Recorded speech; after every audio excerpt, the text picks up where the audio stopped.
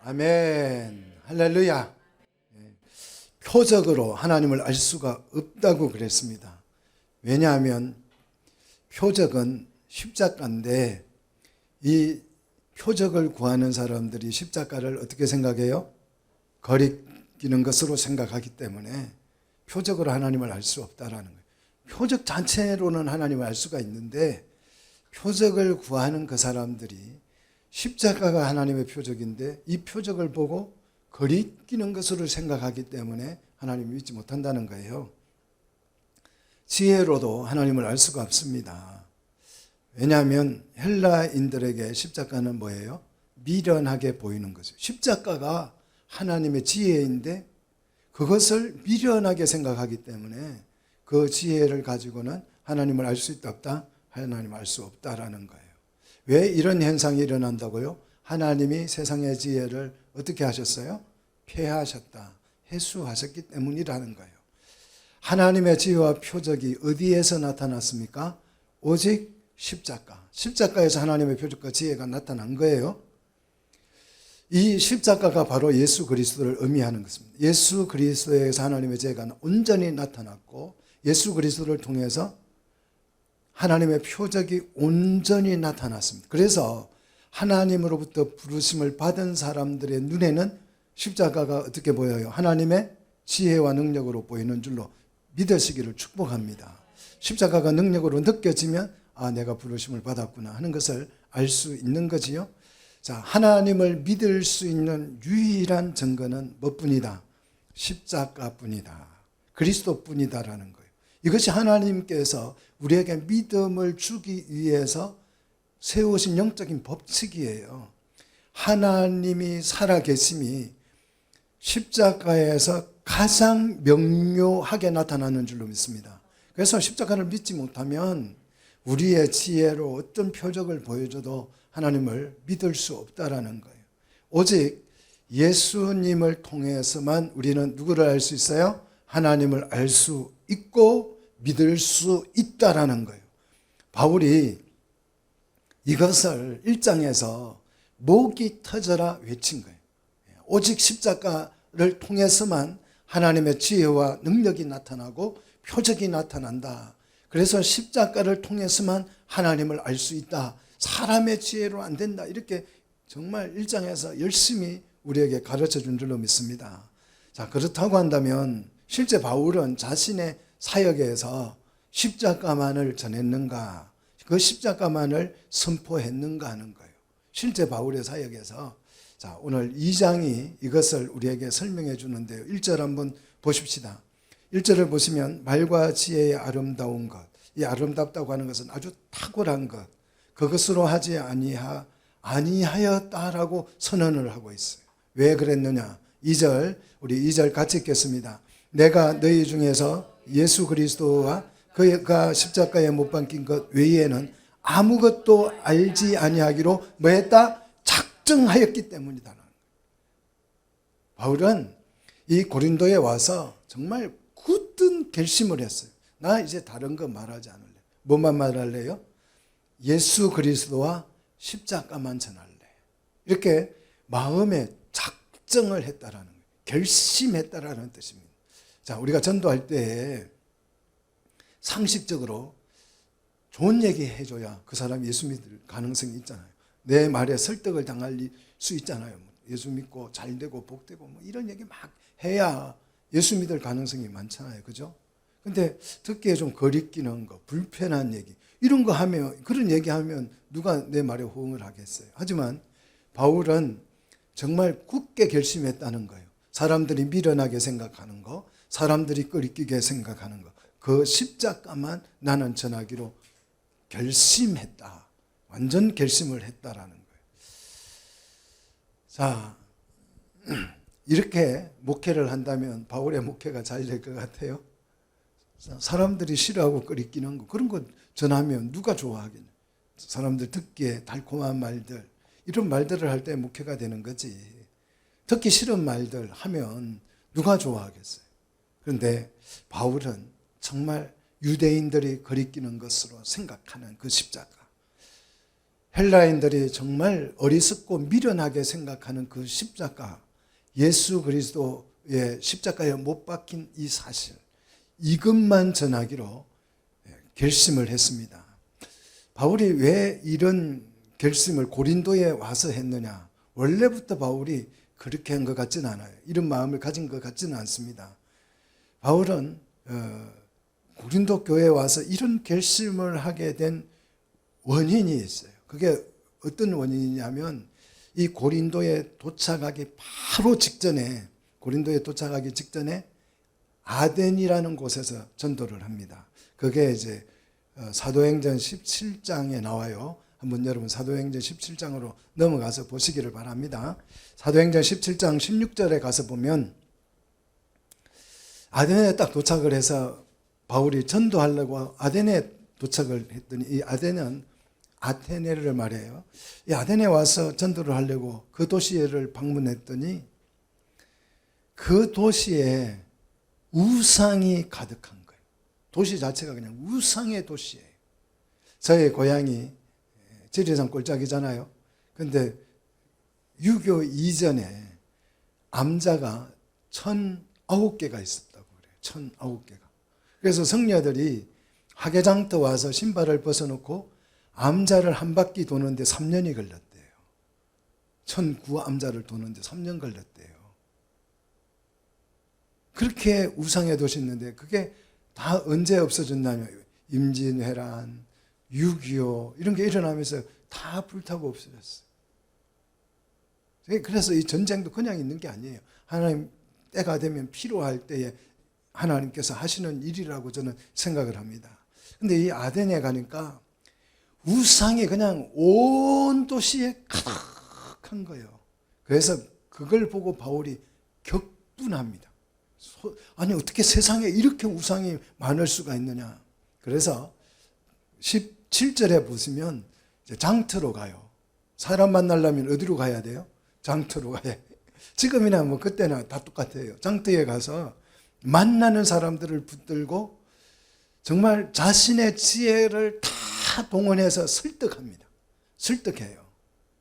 그리고 18절을 보시면 에피쿠로스와 스토아 철학자들을 또 만나서 정말 바울이 그들을 붙들고 변론을 하면서 토론을 해요. 여기서 에피쿠로스는 그 데모크리투스의 원자설, 그러니까 이 사람들의 윤리체계는 간단하게 말하면 이런 거예요. 쾌락이에요.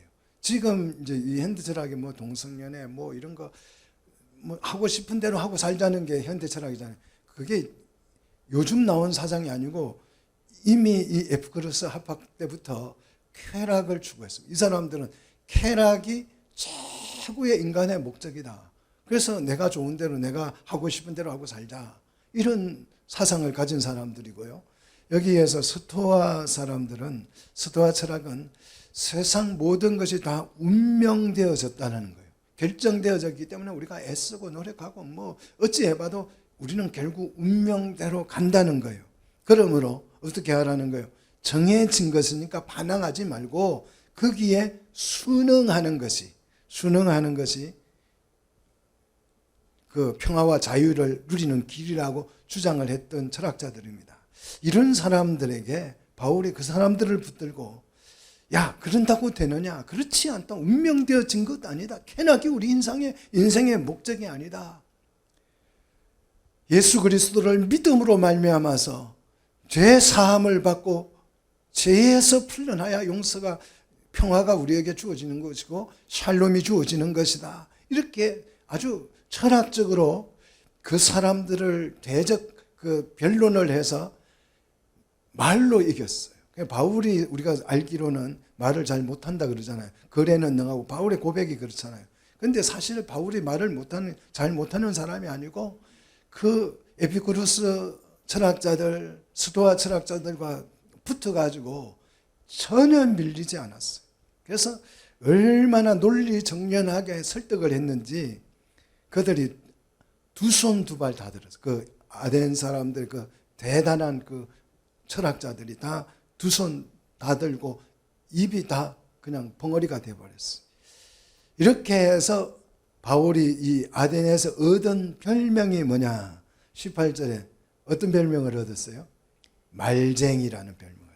그때부터 예수쟁이는 말쟁이다. 이런 이제 속설이 있어요. 그래서 지금도 예수 믿는 사람들 말 잘한다 그러잖아요. 바울이 말쟁이라는 별명을 얻을 정도로 정말 유창하게 말을 기가 막히게 잘했어요. 그래서 그 천학자들이 입을 뻥긋 못했다니까. 바울이 이 변론을 하는데,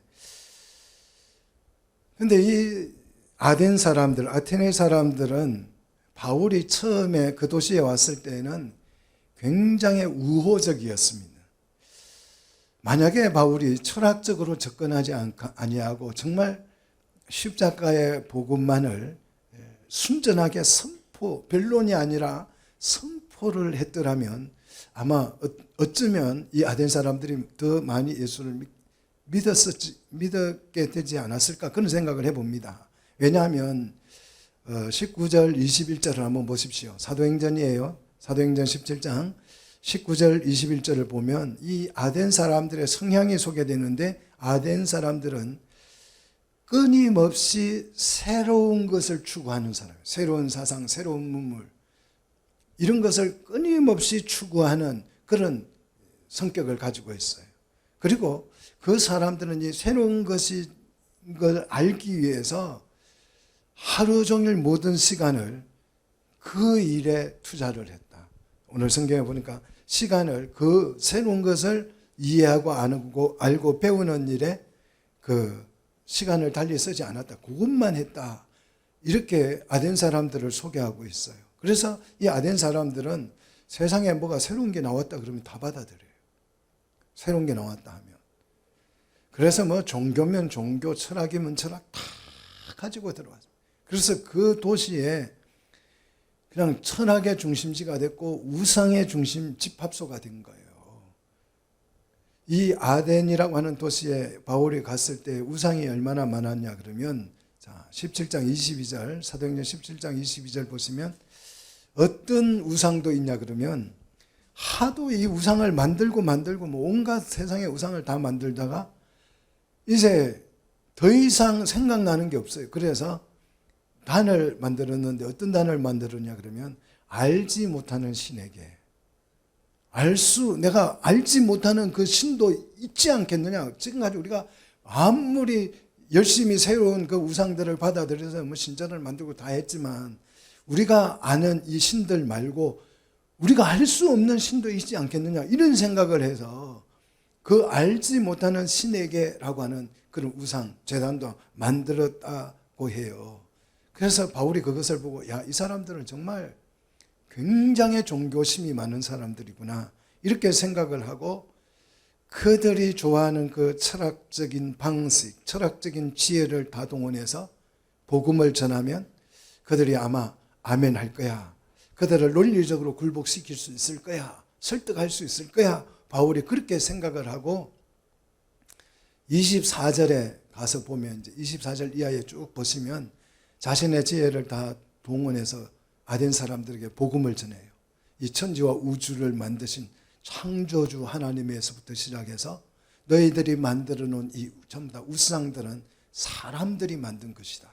그렇잖아요. 우상들은 사람이 만든 거잖아요. 저절로 생긴 우상은 없어요. 다 우상은 누가 만들었어요? 사람들이 만들어 놓은 거예요. 그래서 얼마나 천지 창조를 하신 하나님, 이 사실을 근거로 해서 우상을 만들어 놓은 이 사람의 작품들을 소개하면서 그것은 우상에 불과하고 사람의 그 만들어 놓은 작품에 불과하다라고 소리를 치면서 회개할 것을 촉구합니다. 심판날이 온다. 이 우상이 이렇게 많은 범죄, 이거는 하나님 앞에 범죄다. 이렇게 하면서 심판이 다가온다고 소리칩니다. 이 말을 듣고 정말 새로운 것을 받아들이기를 좋아하는 이 아덴 사람들, 세상에 새로운 게 나왔다 그러면 다 수용했던 이 아덴 사람들이에요. 그러면 십자가도 그 당시에 새로운 거잖아요. 전혀 십자가의 그런 구원의 소식, 진리가 세상에는 없었던 거잖아요. 십자가는 사형털이었으니까. 그런데 이 십자가의 예수 그리스도를, 새로운 그 예수 그리스도를 소개하는데 그 새로운 것을 받아들이기를 좋아했던 사람들의 반응이 아멘이었을까요? 아멘이었을까요? 그렇지 않아요. 32절에 보니까 어떤 사람들은 뭐 했다? 조롱했다. 그 논리적으로 말은 다 맞는데 사람들이 조롱한 거예요. 말이 안 되니까 조롱하는 거죠. 그죠? 그 말로 당할 수 없으니까 조롱하는 거잖아요. 그죠? 바울의 전도는요, 완전히 실패했습니다. 34절 보시면 32절에 조롱하고 32절 보시면 어떤 사람들은 조롱하고 어떤 사람들은 내 말을 다시 듣지 않겠다라고 선언하고 떠나버려요. 새로운 걸 받아들이기를 좋아하는 사람들이 바울의 그 논리정연한 이 설득을 듣고도 받아들이지 않고 어떤 사람들은 조롱하고 어떤 사람들은 더 이상 말하지 마. 너는 너하고 말하기 싫어하면서 다 떠나버렸다는 거예요. 그 수많은 사람들이 다 이렇게 해서 떠나가고 바울의 그 설득을 철학적 논리적 설득을 통해서 믿게 된 사람들은 34절 보니까 겨우 몇 사람만 믿었더라고 성경은 기록하고 있어요. 그러니까 이 아데네스의 바울의 전도는 어때요? 완전히 실패한 거예요. 자, 그리고 이 아데네스 정말 처절한 그 실패를 경험하고 이제 그 옆에 동네 고린도로 오게 되는 거죠. 고린도로 오면서 바울은 마음속에 깊이 반성하면서 다짐합니다. 이제 나는 다시는 철학적인 지혜를 동원해서 복음을 전하지 않을 거야. 이 결심을 한 거예요.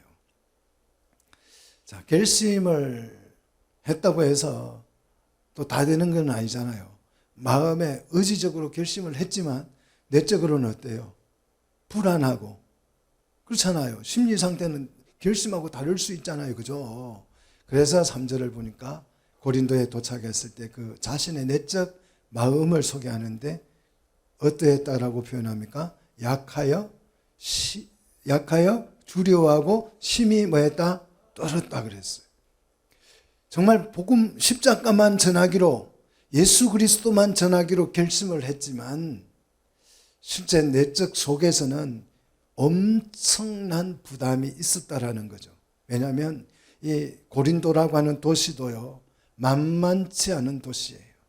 그래서 바울이 여기에서 복음을 전하다가 또 아덴처럼 실패하면 어떡하나 이런 두려움도 있고, 이곳에서 복음을 전하다가 이 도시도 강박한 도시이기 때문에 핍박을 받으면 어떻게 하나.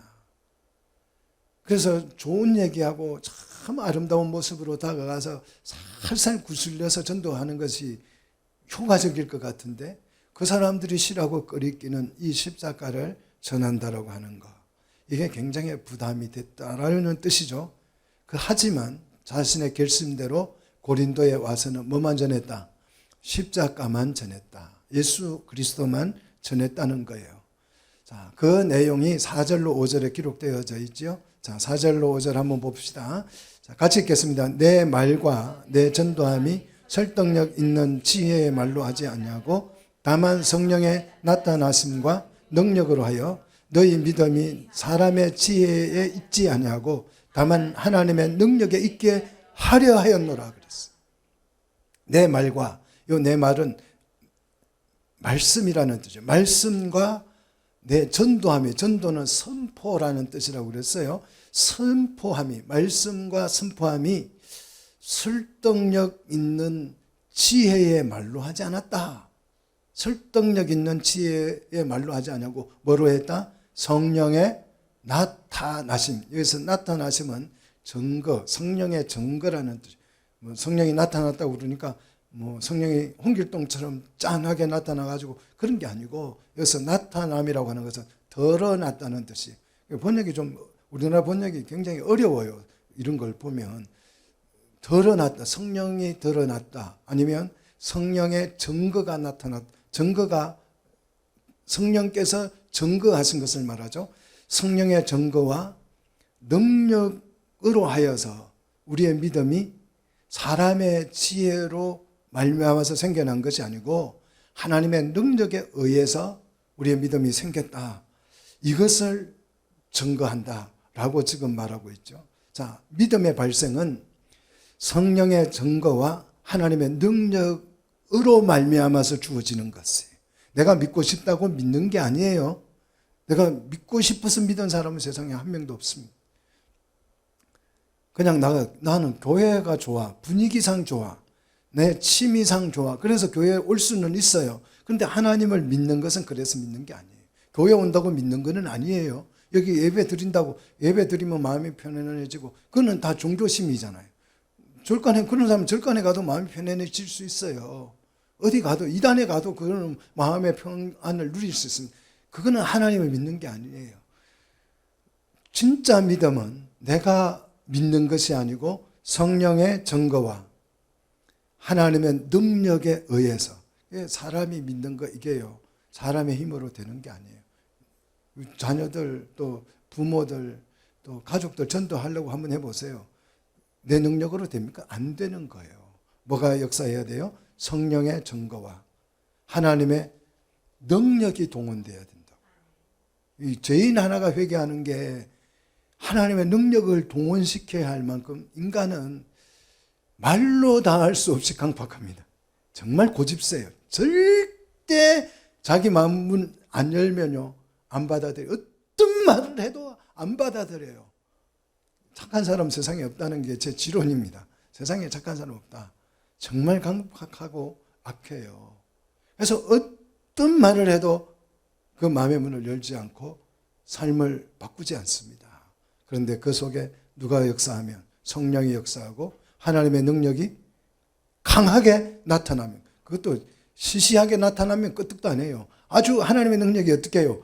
폭발적으로 아주 그냥 다이아마인드처럼 핵무기처럼 그냥 내 속에서 폭파되어야 마음이 부서져요. 이렇게 인간은 강팍합니다. 그래서 우리가 하나님을 믿게 되는 것은 뭐밖에 없다? 하나님의 최고의 능력, 하나님의 최고의 지혜인 십자가 뿐인 줄로 믿으시기를 축복합니다. 이 십자가가 경험되어져야 될 줄로 믿습니다.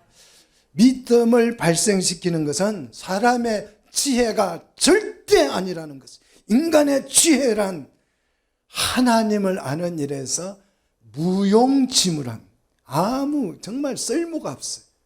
사람의 지혜는 내가 아무리 연구를 해도 하나님을 안다 모른다? 몰라요. 정말 모르는 것이에요. 철학적 지혜로는 하나님을 알 수도 이해할 수도 없습니다. 그래서 바울은 그 사람의 지혜를 뭐로 취급했어요? 이걸 알고 나서 배설물로 취급했다는 거죠. 근데 이걸 또 오해하는 사람이 있어요. 바울이 세상 지혜는 다 배설물이야. 그래서 지혜의 그 폐기론자들이 가끔 나와요. 그래서 목사님들 중에도 그런 분들이 있고요. 그래서 자기는 설교 준비 안 한대요. 기도만 한대요.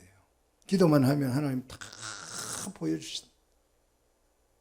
그런 분이 또 어떤 분은 저를 조롱해. 제가 설교 준비한다 그러고 아직도 설교 준비하고 앉았냐고 그래. 기도하지. 미신입니다. 그거는. 내가 기도만 하면 하나님께서 다 알려주신다. 이거는 미신이에요. 믿기만 해. 또 그런 사람이 있다. 무조건 믿으라. 무조건 믿으래요. 그냥 덮어놓고 믿으래요.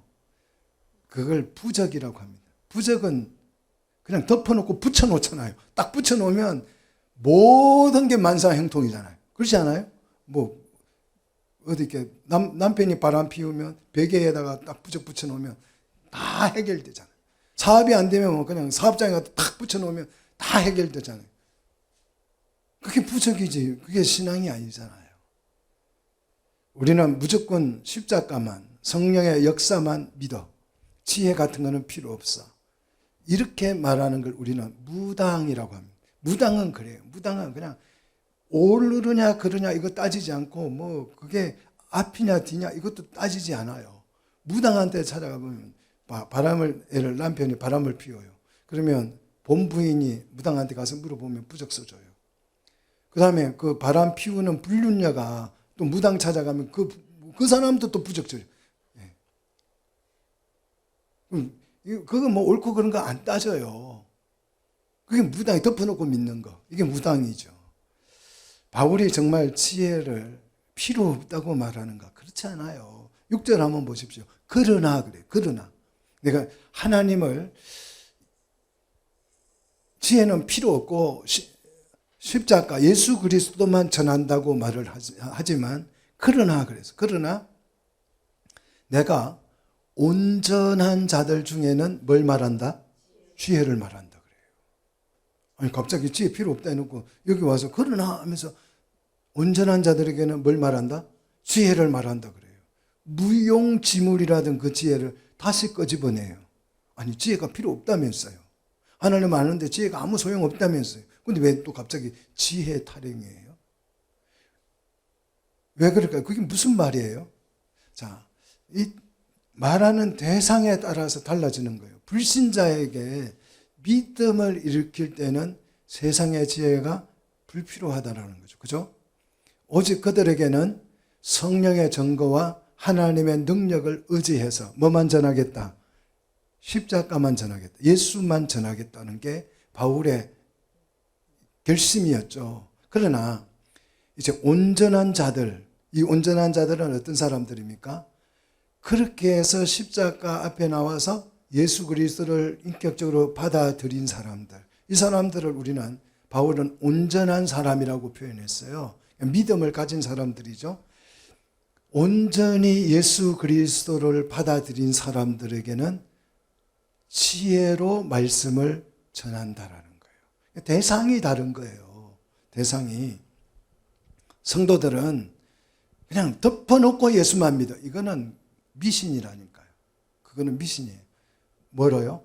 지혜로 말씀으로 양육해야 될 줄로 믿습니다. 이제 3장에 가면 그게 또 더 나오니까 요즘도 하고요.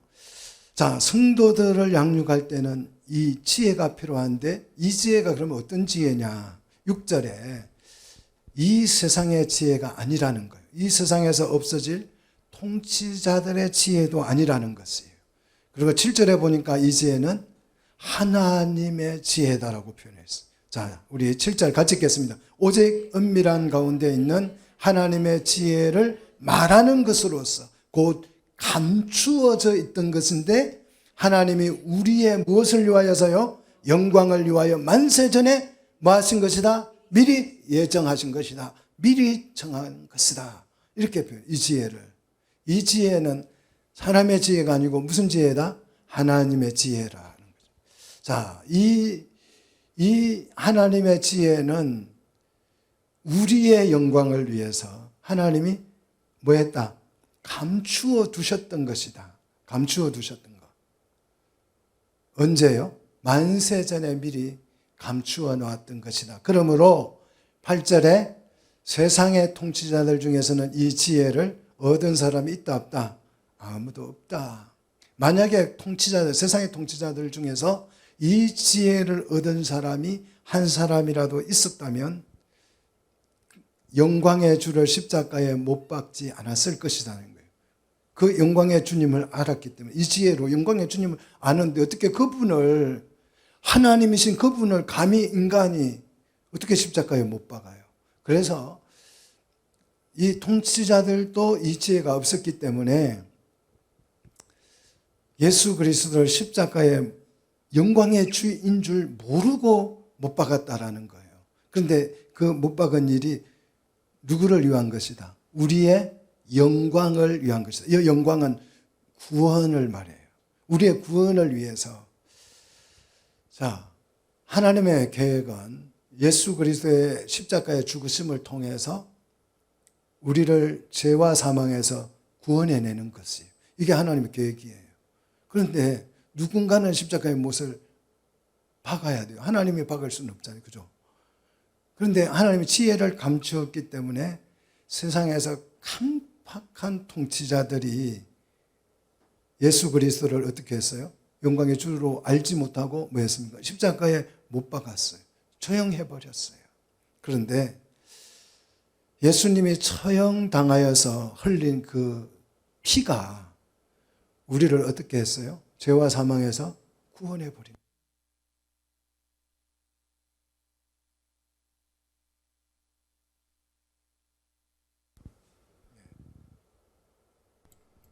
이게 뭐다? 이게 뭐예요? 하나님의 지혜라는 것이 하나님의 지혜. 놀랍지 않습니까? 이게 하나님의 지혜라는 것이. 자, 우리가 알고 보니까 감춘 그 지혜가 우리의 뭘 위한 것이었어요? 영광을 위한 것이었다. 이 얼마나 놀라운 지혜입니까? 이 지혜가 어디에서 나왔다고요? 십자가에서. 십자가에 달리신 지혜로우신 우리 주님을 찬양하기를 주의 이름으로 축복합니다. 구약 성경은 이 놀라운 사건을 이렇게 표현합니다. 자, 9절 우리 같이 읽도록 하겠습니다. 9절입니다. 시작.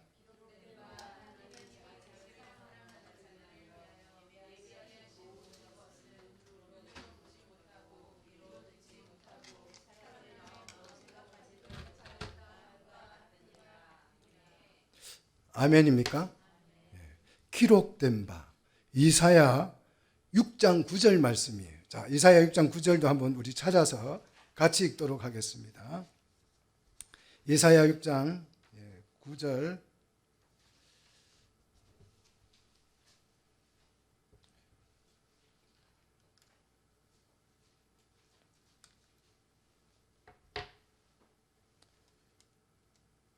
자, 같이 읽겠습니다. 시작.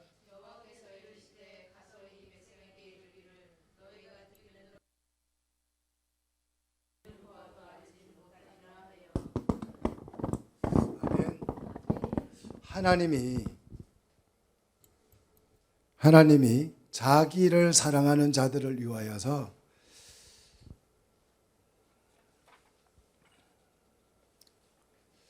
예비하신 모든 것. 자, 예비하신 모든 것. 여기서 예비는 준비하신 모든 것을 말해요. 십자가를 통해서 구원의 사건을 의미하는데요. 그 구원의 사건을 눈으로 보지만 보지 못하고 귀로 듣지만 알아듣지 못하고 마음으로 생각을 하지만 그것을 알지 못하였다 함과 같다라는, 이해 못했다는 거예요. 눈으로 보는데도. 자, 십자가에 못 박는 그 주님이 구원의 주님이에요. 영광의 주님이에요. 구주예요. 그런데 그 십자가의 못을 그분을 박으면서도 그 속에 있는 구원을 알아보지 못했다는 거예요. 그거 알면 누가 십자가에 못 박겠어요? 그죠? 몰랐다는 거예요. 구원의 말씀을 읽고 들음에도 구원을 보지 못하는 거예요. 마음으로 생각할 수도 없었어요. 왜? 하나님이 지혜를 뭐 하셨기 때문에? 감추셨기 때문에. 결국 그들은 마음이 깜박해서 완악해서 영광의 주를 십자가에 못 박았습니다. 이제 세상의 가장 지혜로운 통치자들이 보지 못했던 그것, 십자가에 달리신 예수 그리스도의 하나님의 지혜와 능력을 알지도 깨달지도 못하던 그 십자가의 사건을 우리에게는 10절에, 자, 10절 같이 읽겠습니다. 오직 하나님이 성령으로 이것을 우리에게 보이셨으니 성령은 모든 것 곧 하나님의 깊은 것까지도 통달하셨느니라.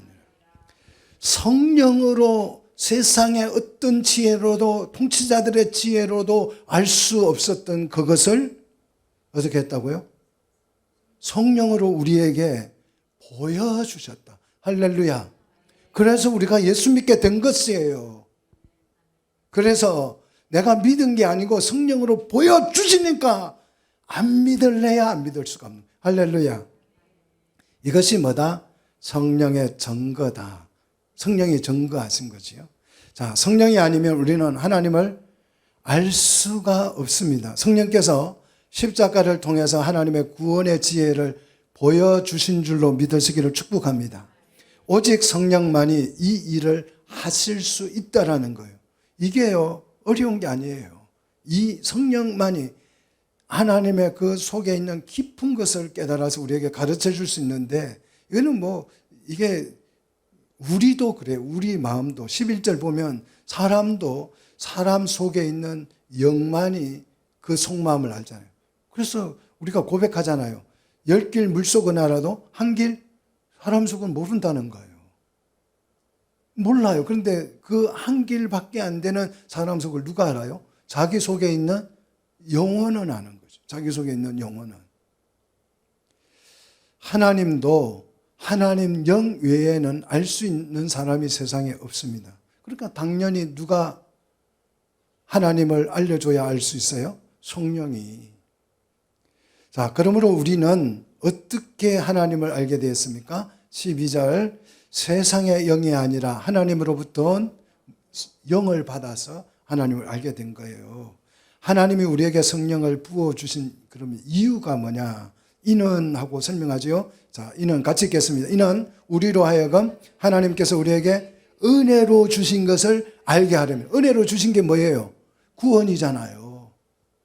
그것을 알게 하기 위해서 우리에게 뭘 주셨다? 성령을 주셨다라는 거예요. 값없이 아무 조건 없이 이 구원을 얻게 하려고 우리 하나님께서 우리에게 성령을 부어주셔서 성령의 증거를 통해서 이 구원을 알게 해 주신 줄로 믿습니다. 그래서 이 성령이 없이는 하나님을 알지도 배우지도 못합니다. 그래서 바울이 사도들이 복음을 전할 때 가장 먼저 그들을 위해서 성령이 임하기를 기도했어요. 그래서 이 사도들이 막 성령을 구할 때에 그 기도하는 사람들 성령 충만을 받아서 하나님을 믿게 돼요. 이것을 마술사 시몬이 지켜보고, 야, 그 성령 좋다, 야. 이거 나도 좀 가질 수 없을까? 돈 많은 사람들은 항상 뭘 갖고 싶은 걸, 얻고 싶은 걸 얻으려고 할 때 무슨 생각을 해요? 살라고 생각해요. 근데 돈 얼마든지 살게. 그래서 마술사 시몬이니까 얼마나 많은 돈을 점쟁이나 비슷한 사람들이잖아요. 그러니까 돈을 무지막지하게 많이 가지고 있었나 봐요. 이 마술사 시몬이 베드로를 찾아가서 그럽니다. 나도 성령 좀 기도하며 임할 수 있도록 그 성령 좀 내놔봐. 내가 돈을 얼마든지 줄게. 그래. 얼마든지 주겠다. 그러니까 베드로가 사도행전 8장 20절에서 뭐라고 합니까? 베드로가 가로되 내가 하나님의 선물을 돈 주고 살 줄로 생각하였으니 내 은과 함께 망할지어다. 그래서 아주 무섭지요. 저주를 해버린 거죠. 성령은요, 물건이 아니잖아요. 돈으로 살 수 있는 것이 아니고 하나님의 영인 줄 믿습니다. 인격적으로 받아들여야죠. 자, 이 성령에 의해서 우리는 값으로 살 수 없는 은혜를 받은 줄로 믿습니다. 이 은혜를 받고 내가 예수를 믿게 됐다면 입 닦으면 안 되잖아요. 그 은혜에 대해서. 여러분, 하나님이 주신 은혜에 반응하기를 축복합니다. 그럼 반응이 뭐냐? 얼굴 펴고 하나님을 찬양하고 기뻐하는 거예요. 구원해 주신 이 은혜가 내 상황이나 내 삶이나 내 형편보다 큰 줄로 믿습니다.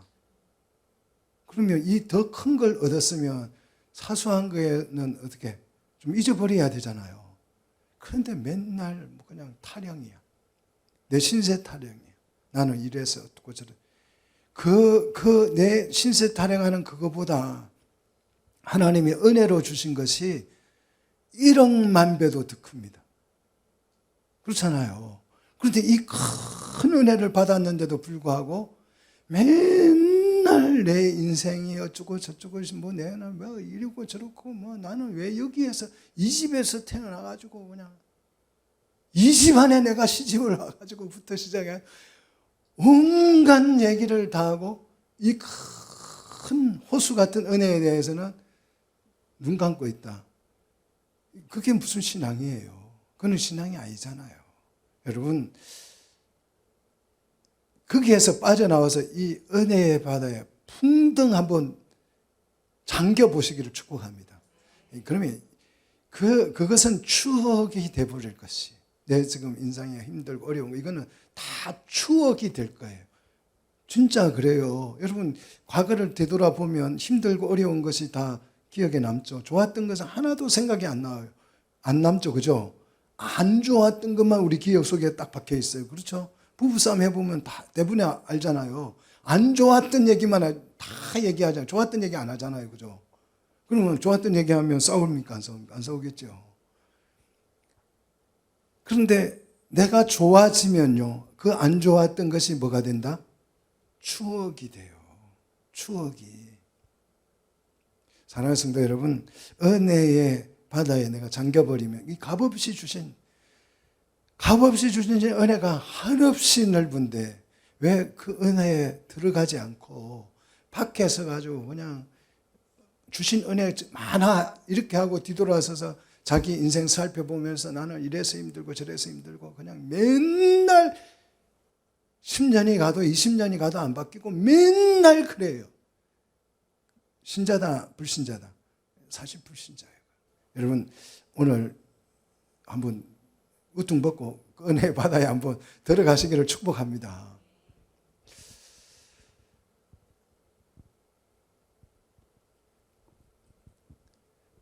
자, 13절로 넘어갑니다. 13절.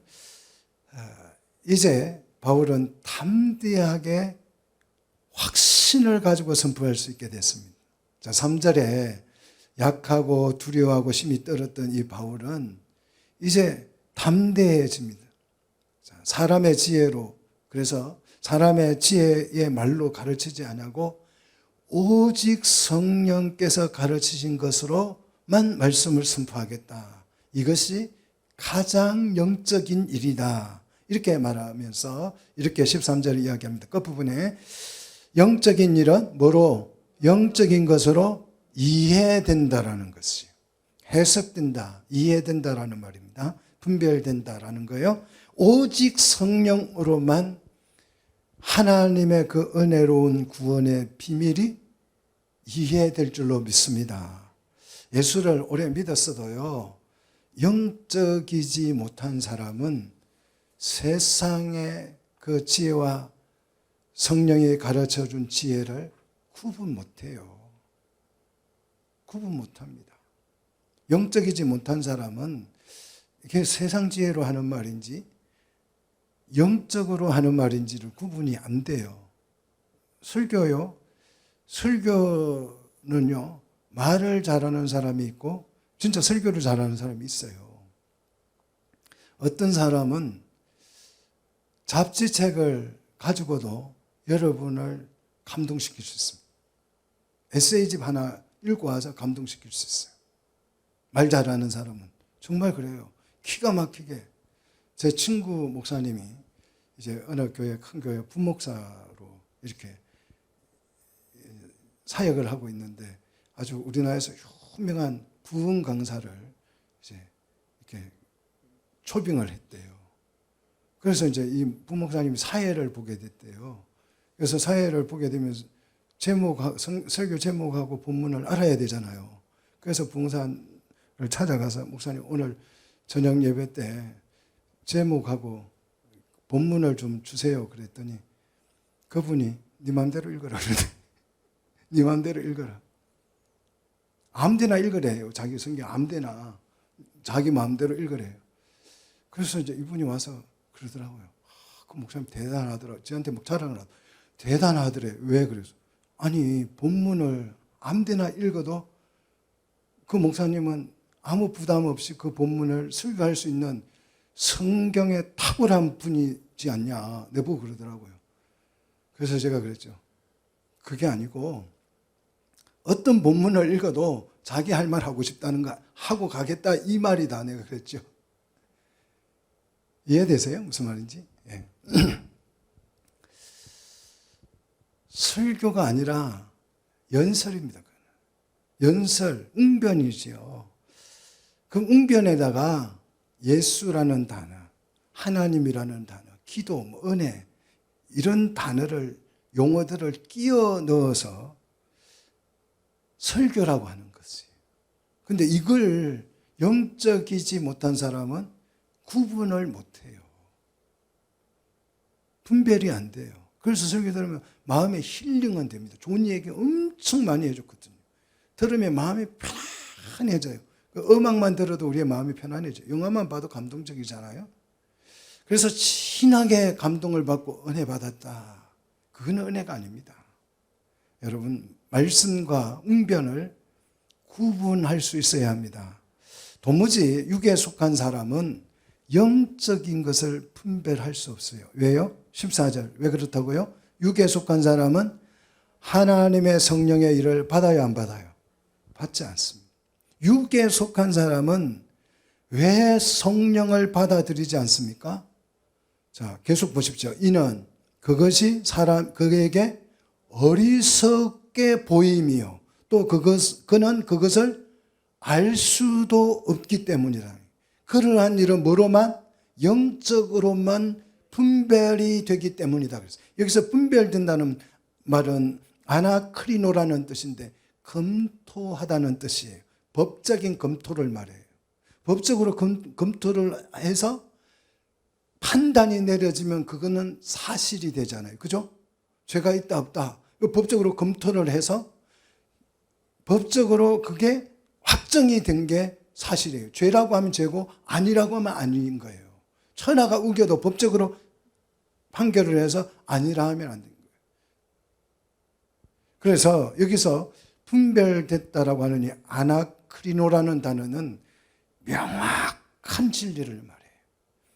성령을 받아들이지 않는 사람은 하나님의 지혜인 십자가를 알지도 못하고 이해도 못해서 하나님을 믿을 수 없고 하나님의 구원을 받아들일 수도 없다라는 거예요. 그러나 15절 신령한 자는, 여기서 신령하다는 말은 영적인 사람은 모든 것을 판단하나 아나크리노 분별하다 이 말하고 똑같은 말이에요. 완벽하고 명확하나 모든 것이 확실하나. 영적인 사람에게는 분별이 확실하게 돼서 모든 것이 명확하다는 거예요. 그래서 자기는 아무에게도 판단을 받지 않는다. 물어볼 필요가 없다. 너무 명확하기 때문에. 하나님에 대한 구원의 은혜가 너무 확실하기 때문에 목사님, 내가 구원받았는지 좀 봐주세요. 그럴 필요가 있다 없다? 없다라는 뜻이에요. 너무 확실해요. 할렐루야.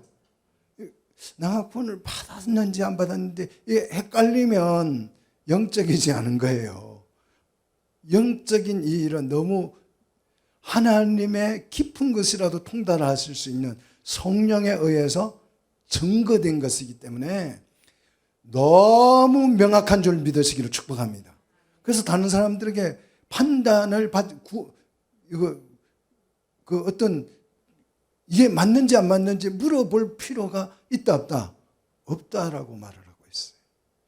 자, 성령에 의해서 우리에게 주어진 이 하나님의 지혜는 완벽한 줄로 믿으시기를 축복합니다.